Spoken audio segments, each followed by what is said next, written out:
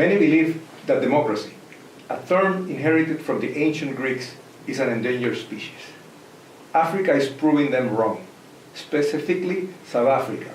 2016 elections show that the term is still kicking.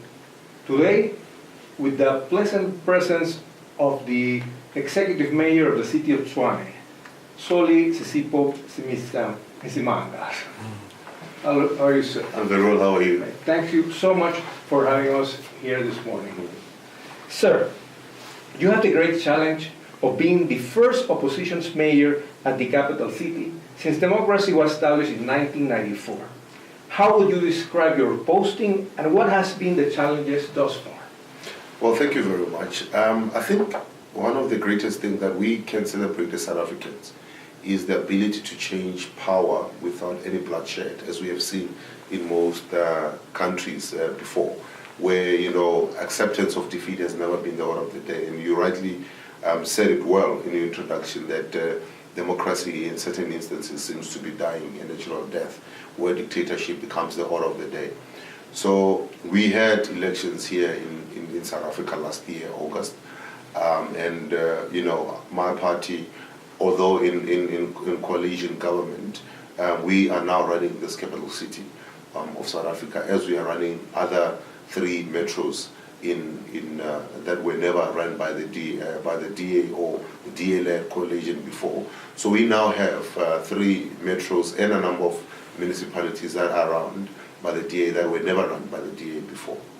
So, and that has come with its own challenges. You know, the acceptance by the previous administration hasn't really been without any drama of its own. We've had situations where even in council sittings there's been a little bit of negative reaction or violent reaction, but I think by and large it has been a transition, and it continues to be a transition that we can all put our shoulders on the wheel and continue to work you know, towards improving people's lives.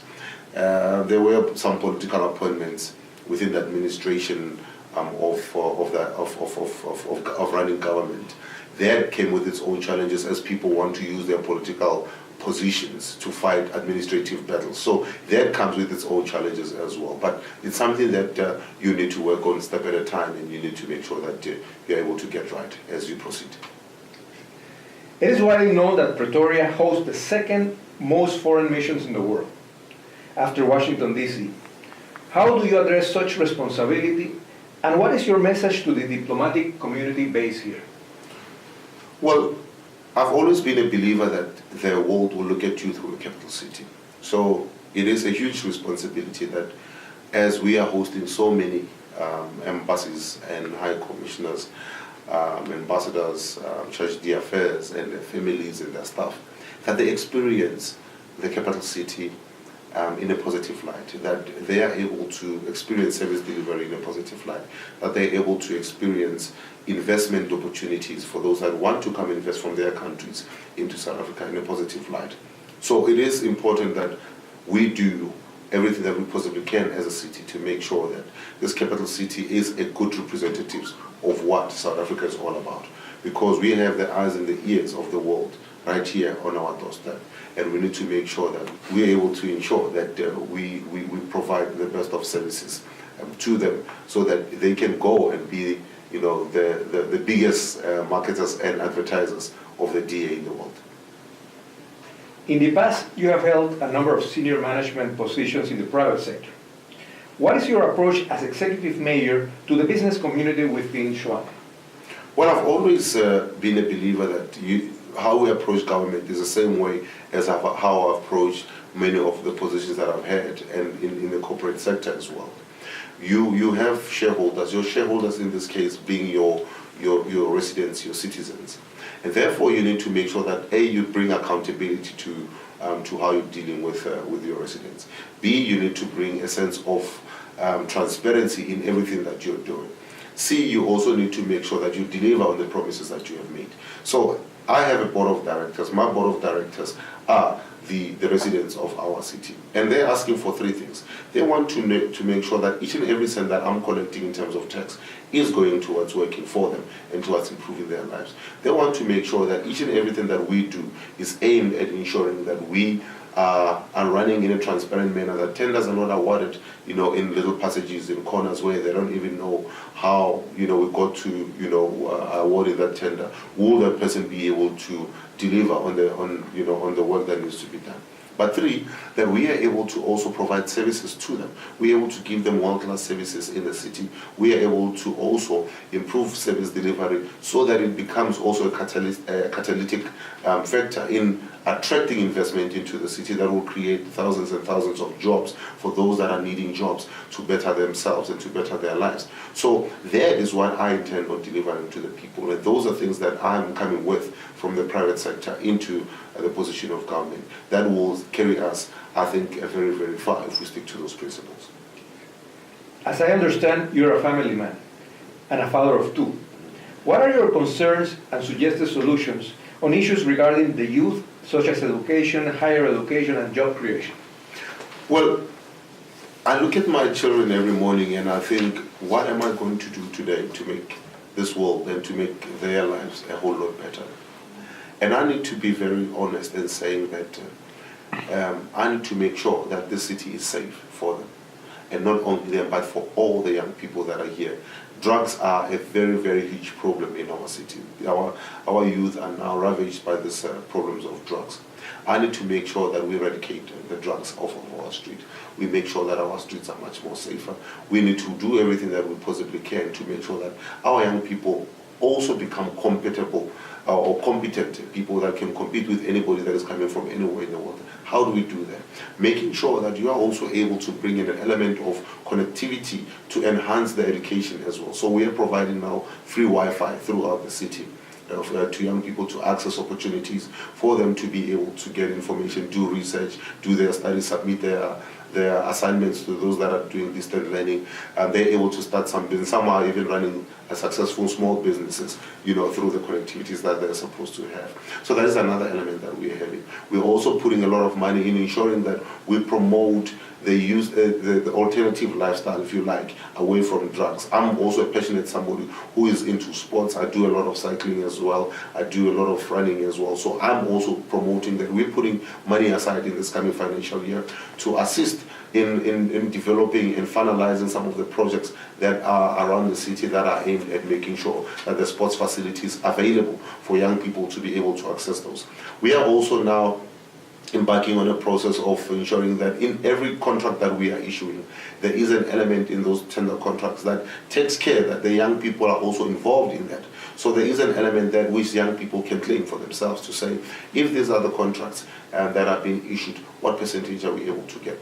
More than that, if there's contracts that are of a certain value, young people who are coming from universities that don't necessarily have the experience but know the theory, now have an opportunity, as we are putting it now in writing, to say, if we are giving you a contract to go and lay a tar road in a specific area, you are supposed to now go and employ a young person to give them that practical experience, an engineering experience of how it's supposed to be done. So those are some of the things that we have started doing to make sure that we are able to make it better for our young people around our city.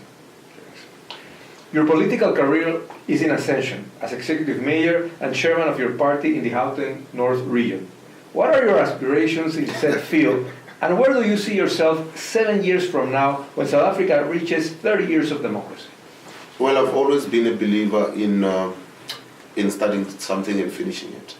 So I would love to have a full 5-year term, and hopefully, have another 5-year term where I'm able to, see to fruition some of the things that I'm already starting right now. Some of the things that we are starting right now, I know for a fact that we are not going to be able, to see it come to fruition in the next 5 years. But at least if I have a longer period of time, I'll be able to see some of the projects that we started coming to fruition. So that is what I'm intend on doing. I intend on also making sure that we bring a new element of politics into the South African political space, where we are saying that politics can be run in a cleaner manner. Politics can be run in a much more transparent manner, especially when you're in government. So that is one of the things that I'm trying to bring in. And I'm hoping that I will have enough time and enough chance to see this through to the end. Okay, can I speak your thoughts? Thank you. South Africa is one of the most visited countries on the globe. However, with attractions in Cape Town, Johannesburg, and even the Kruger National Park, Tshwane is not on every tourist schedule. Do you have plans to place Tshwane on the tourism map, and how would you intend to do so? Oh yes, we have already started on a number of initiatives that we want to use to put Tshwane on the map. Our city is the only city in the world, the only metro city in the world that boasts having the Big Five in the capital city. Our city is the only city in the world that have one of the oldest and most expensive trains in the world. We're the only city that has the biggest concentration of embassies outside of Washington. We are also, I think, arguably one of the biggest hubs that can be used for government tourism as well, as we have a number of departments that are sitting here. We have the union buildings, we have the palaces of justice. All those things we want to share with the world. We want to share with people in South Africa, but we also want to share with the world. We have the Fort Hare Monument, we have the Freedom Park, we have the Pretoria Zoo, which has almost all the animals that you can think of at the moment. We have the old synagogue where Nelson Mandela was actually trialed, right here in the city. We have the City Hall, we have the Paul Kruger Square, we have the oldest diamond mine, one of the oldest diamond mines, the Cullinan mines. We have the Simimax Square, we have the Simimax, the Simimax Monument. We have so many that I can mention that we want to share, and we've started putting packages together that we are saying that we want to promote tourism better than what it has been. One of the things that we are doing as well is to start to clean up the city, to make sure that we have more security around the city, to make people more welcome and feeling more safe in the city. And this is something that we are already putting in place, and we're hoping that in the long run we will start bearing some fruits.